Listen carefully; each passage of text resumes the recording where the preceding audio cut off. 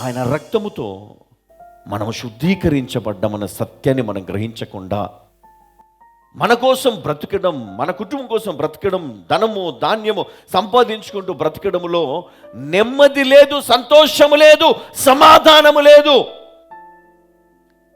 నీకోసం బ్రతకడంలో ఆ నెమ్మది లేదు, నీకోసం బ్రతకడంలో ఆ సమాధానం ఉండదు, ఆ బ్రతుకుకు అర్థం ఉండదు, ఆ బ్రతుకుకు అర్థం ఉండదు. అందుకే ఆయన ఈరోజు మనందరినీ కూడా పిలిచాడు. ఈ సత్యాన్ని మనం గ్రహించాలి.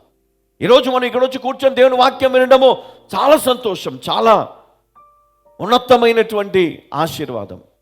మనం రావడం, వినడం, కూర్చోవడం, ఇది మనకు లభించినటువంటి ఆ గొప్ప ధన్యత, ఆ గొప్ప దీవెనగా మనము భావించాలి.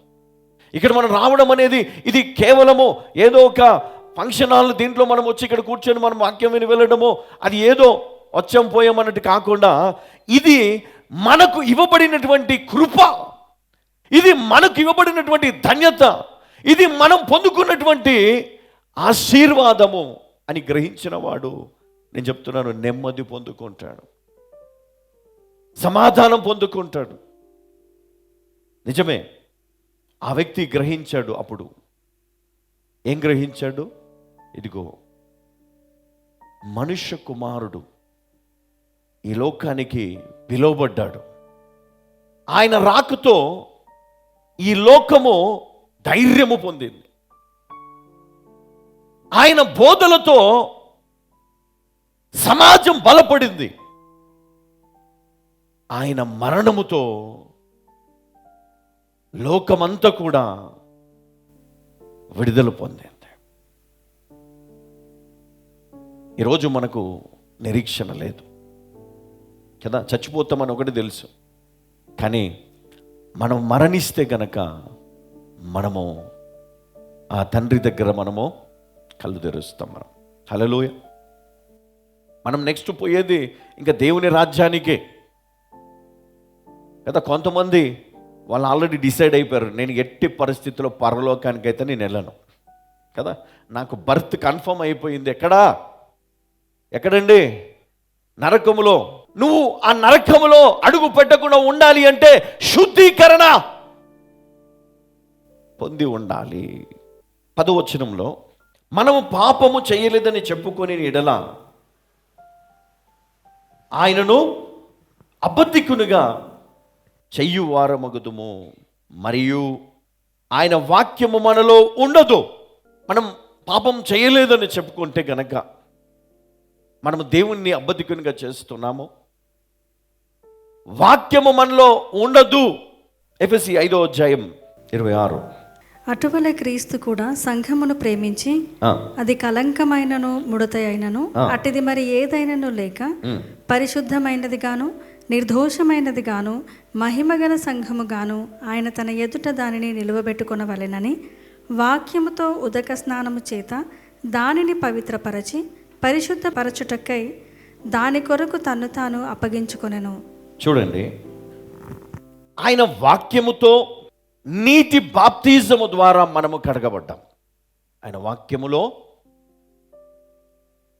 బాప్తిజములో మనం కడగబడ్డాం. క్రీస్తు తన సంఘాన్ని ప్రేమిస్తూ దేవుని వాక్యమనే నీళ్లతో స్నానం ద్వారా శుద్ధి చేసి పవిత్రపరిచేందుకు దానికోసం తన్ను తాను అర్పించుకున్నాడు. సంఘాన్ని శుద్ధి చేయడానికి, ఆ సంఘాన్ని ప్రేమిస్తూ దేవుని వాక్యం అనే నీళ్లతో మరి ఆ సంఘాన్ని కడిగి దేవుడు పవిత్రపరుస్తూ, మరి పవిత్రపరచడానికి తన్ను తాను అర్పించుకున్నాడు. అయ్యా, మనలను, మన సంఘమును పరిశుద్ధపరచడానికి తనను తాను అర్పించుకుని ఆ శిలువలో మరణించాడు, మరణము నొందాడు.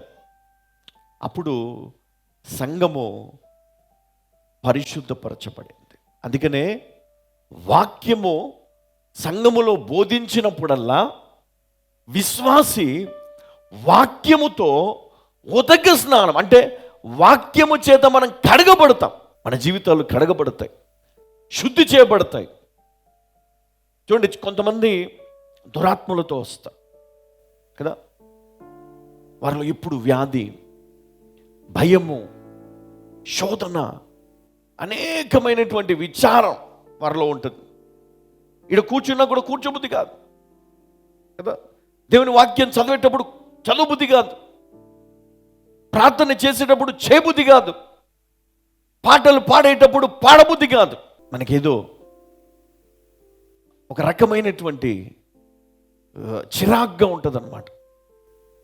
అది ఎప్పుడు వస్తుంది తెలుసా? ఎప్పుడైతే దుష్ట ఆత్మ నీ పైన ఉంటుందో, అపవిత్రాత్మ చేత నువ్వు శోధింపబడుతుంటావో, ఎప్పుడైతే నీ హృదయము సాతాను క్రియల చేత నిండి ఉంటుందో, అప్పుడు ఈ దేవుని వాక్యము చేత కడగబడ్డానికి ఇష్టపడము.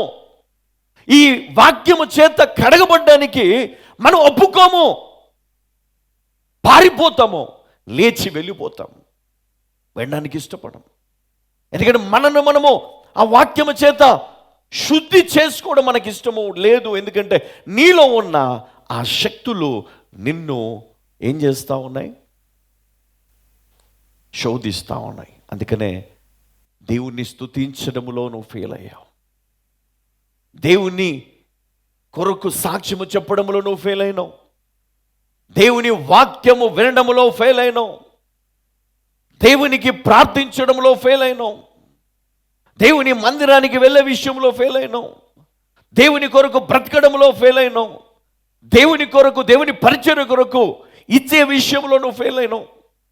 నువ్వు అన్ని విషయంలోనూ, అంటే ఈ పరిశుద్ధ జీవితాన్ని నువ్వు కలిగి ఉండాలని ఆ తండ్రి అయిన దేవుడు కుమారుణ్ణి ఈ లోకములో ఆయనను మన కొరకు బలించినప్పుడు, మనం విడుదల పొందినటువంటి సత్యాన్ని మనం గ్రహించకుండా ఈరోజు మనం అన్నిట్లో ఫెయిల్ అవుతూ వెళ్ళిపోతూ ఉన్నాం. ఎందుకంటే ఇక ఇంతే మన జీవితం అని మనం అనుకున్నాం. ఈరోజు క్రైస్తవులైనటువంటి మనము, దేవుడు మనకు ఉన్నతమైన స్థితిని మనకి ఇచ్చినప్పుడు, ఆ వాక్యముతో మనలకు ఆ ఉదక స్నానము ద్వారా విమోచనను దేవుడిచ్చినప్పుడు దానిని లక్ష్య పెట్టకుండా మనము మన కోసం బ్రతుకుతూ ఉన్నాం. ఇది మంచిదే, బ్రతకాలి. దేవుడు మనకిచ్చాడు కుటుంబాన్ని కాపాడుకోవాలి, దేవుడు మనకిచ్చాడు ఉద్యోగం కాపాడుకోవాలి, బ్రతకడానికి. కానీ దేవుడు మనకిచ్చినటువంటి ఈ పరిశుద్ధ గ్రంథము ద్వారా మనం ఏం చేయాలో, మన కర్తవ్యం ఏంటనేది మనకు బోధించాడు. ఇది తెలుసుకున్న తర్వాత కూడా మనము నిర్లక్ష్యము చేస్తే అది ఎంత మాత్రమో మనకు నెమ్మది ఇవ్వదు. ఏర్పరచబడ్డవారు కొందరే. ఇప్పుడు గ్రహించేవారు కూడా అందులో కొంతమంది, ఇంతమంది ఉన్న అందులో కొంతమంది గ్రహిస్తారు, అందరు గ్రహించరు. ఎందుకంటే వాళ్ళు ఒకదానికి ఫిక్స్ అయిపోతారు, దానికి ఏదో ఒకదానికి. కాబట్టి ఈ వాక్యానికి ఎవరైతే కనెక్ట్ అవుతారో వాళ్ళు మట్టికి దాన్ని గ్రహిస్తారు, దాని గురించి ఆలోచిస్తారు, దాని గురించి ప్రార్థిస్తారు, దానికోసం పోరాడుతారు, రాబోయే రోజుల్లో కూడా దానికోసం బ్రతుకుతారు. వారు దాని ప్రతిఫలం పొందుతారు, వారి పిల్లలు కూడా ఆ ప్రతిఫలం పొందుతారు. ఎందుకంటే దేవుని చిత్తాన్ని ఎరిగిన వారు తరతరములు ఆశీర్వదించబడతారు. కానీ దేవుని చిత్తాన్ని నిర్లక్ష్యము చేసే వారు ఎప్పటికీ ఎన్నటికీ వారు వర్ధిల్లరండి. శక్తి ఉన్నంత వరకు బ్రతుకుతారు, డబ్బులు ఉన్నంత వరకు బ్రతుకుతారు. తర్వాత ఆ డబ్బు, ఆ శక్తి పోయిన తర్వాత వాళ్ళని ఎవరు పట్టించుకోరు. ఇంకా ఎంత పేరున్నా, ఎంత జ్ఞానం ఉన్నా, ఏదున్నా. కానీ ఎవరైతే ఇదిగో దేవుని పైన ఆధారపడి ఆయన ఇచ్చినటువంటి ఈ శుద్ధీకరణను పొందుతారో, ఈ పొంది ఉన్నామని విశ్వసిస్తారో, దానిలో వారి జీవితాన్ని కొనసాగిస్తారో, వారు మట్టుకు వారు వృద్ధాప్యంలో కూడా దేవుడు వారిని కాపాడతాడు. చంకనెత్తుకొని వారిని దేవుడు ఆదరిస్తాడు, ఆదుకుంటాడు, వారి మరణం వరకు కదా. దేవుడు ఎలాంటి దేవుడు? నువ్వు దేవునికి నచ్చితే, నువ్వు దేవునికి ఇష్టానుసారంగా ఉంటే కనుక ఆయన ఏం చేస్తాడు? మరణం లేకుండా కూడా నిన్ను తీసుకొని పోతాడు కదా. ఆయన రాకడలో కొంతమంది ఎత్తబడతారు కదా, మృతులు మొదట లేస్తారు, ఆల్రెడీ కొంతమంది ఎత్తబడ్డారు. బైబిల్లో మనం చూస్తే కొంతమంది వారు మరణము నొందకుండా వారు ఎత్తబడ్డారు. మరి అలాంటి సత్యాలు తెలుసుకొని కూడా మనము మన జీవితాన్ని నిర్లక్ష్యం చేస్తూ ఆ పవిత్రమైనటువంటి జీవితాన్ని మనము పొందకుండా అశ్రద్ధతో మన జీవితాన్ని మనం పాడు చేసుకుంటున్నాం. చూడండి, ఇక్కడ ఆయన రక్తముతో మనకేమిచ్చాడు? శుద్ధీకరించాడు మనలను. రెండవది, ఆయన వాక్యముతో, ఆయన ఆ వాక్యం అనే నీళ్ళతో మనను కడిగి మనను పవిత్రపరిచాడు. అందుకే ఈరోజు మనము ఆ దేవాది దేవుని మనము ఘనపరుస్తున్నాం. హల్లెలూయా.